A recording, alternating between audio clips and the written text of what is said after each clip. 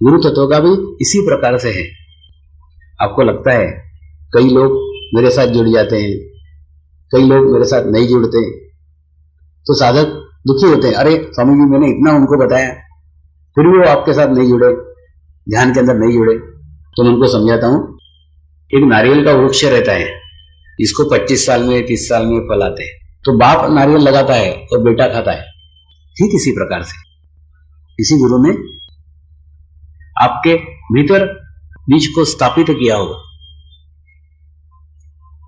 उसका फल मेरे जीवन में मुझे प्राप्त हो रहा है कि आप मुझसे जुड़ गए। ठीक इसी प्रकार से आज मैं भी किसी के भीतर बीज रोप रहा हूं, बीज डाल रहा हूं, और ये बीज अगले जन्म में किसी गुरु को प्राप्त होगा। ये बहुत विशाल दृष्टिकोण है, तुरंत इसी क्षण में इसी जीवन में कुछ घटित होने वाला नहीं, बहुत बड़ी परंपरा है, बड़ी स्थिति है।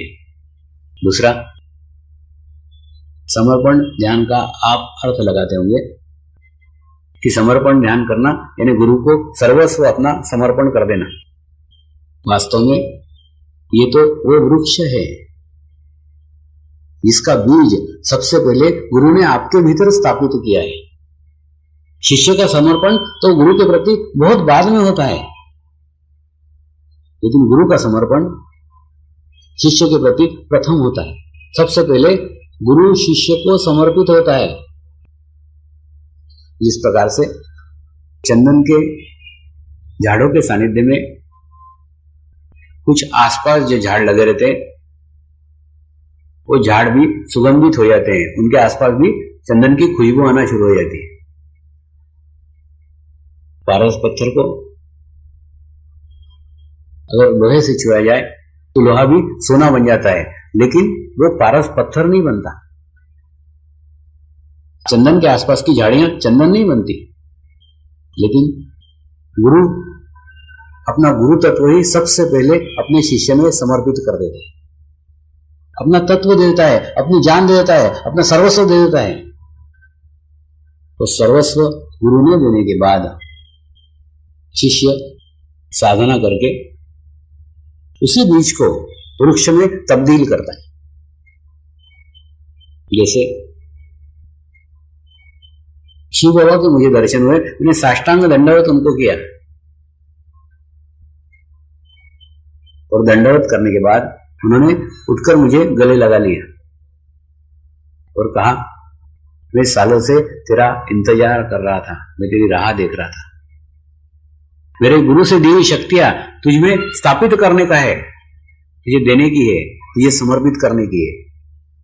तो शिव बाबा का पहला समर्पण मेरे प्रति हुआ, उन्होंने सबसे पहले मुझे समर्पित किया। और 3 दिन के उस ध्यान की अवस्था में क्या क्या समर्पित किया हुआ है, क्या क्या भीतर रखा हुआ है, वो मुझे आज भी पता नहीं। जैसे जैसे समय आएगा, जैसे जैसे साधक आएंगे, जैसे जैसे ग्रहण करने वाले आएंगे, ठीक उसी प्रकार से, ठीक उसी अनुपात से एक एक चीज बाहर निकलना शुरू हो जाएगी। क्या भीतर रखा हुआ है, क्या अंदर रखा हुआ है, ये मुझे भी पूर्ण पता नहीं है। जैसे जैसे साधक मिलेंगे, जैसे जैसे साधकों का स्तर प्राप्त होगा, जैसे जैसे ग्रहण करने वाले मिलेंगे, ठीक उसी प्रकार से वो चीज बाहर आती चली जाएगी। जैसे मैं आज से 5 साल पूर्व मुंबई आया था, तब मेरे अंदर का मैं बहुत स्ट्रांग था, बहुत मजबूत था। कोई मेरे लिए बनियान भी खरीद के देता था तो मेरे अहम को, मेरे अहंकार को ठेस पहुंचती थी। मैंने इससे बनियान नहीं मांगे थे, इसने मुझे बनियान क्यों लेके दिए, मुझे ही क्यों लेके दिए, इसने मेरे लिए क्यों किया। कोई छोटी छोटी बात भी करता था तो मुझे अच्छा नहीं लगता था। लेकिन धीरे धीरे जैसे जैसे इस मार्ग में परिपक्वता आती चली गई, वास्तव में क्या था, गुरु सानिध्य में तो कुछ महसूस ही नहीं होता। गुरु के बिना पहली बार बच्चा बाहर निकला था, तो जैसे जैसे परिपक्वता आती चली गई, एहसास हुआ वो वस्तुएं गुरु तत्व को अर्पित कर रहे हैं, वो बनियान गुरु तत्व को अर्पित कर रहे हैं, वो रुमाल गुरु तत्व को अर्पित कर रहे हैं। देने वाला शिष्य है, लेने वाला गुरु है, तो मैं बीच में कहां से आया? उसने एज ए मनुष्य मुझे नहीं दिया है, मेरे भीतर के गुरु को समर्पित किया है, भीतर के गुरु को बनियान दिए, गुरु को रुमाल दिए। तो मैं बेकार में मेरा अहंकार ला रहा हूं कि मुझे दिया है। तो धीरे धीरे मैंने महसूस किया वो शिष्य और गुरु तत्व का संबंध है, उसमें बीच में मैं कहीं नहीं आता।